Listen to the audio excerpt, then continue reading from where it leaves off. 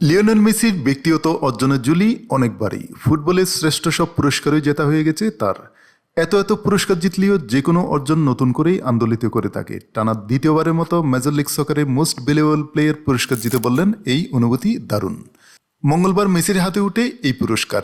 এমএলএসের ইতিহাসে দ্বিতীয় খেলোয়াড় হিসেবে দুটি এমভিপি পুরস্কারের মালিক হলেন।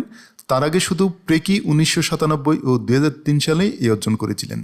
পুরস্কার জিতে অনুভূতি জানাতে গিয়ে মেসি বলেন, এই পুরস্কার পেয়ে আমি খুশি এবং এই লিগের ইতিহাসে টানা 2 বছর এটি জেতা প্রথম ব্যক্তি হতে পেরে আনন্দিত। আমি খুবই কৃতজ্ঞ।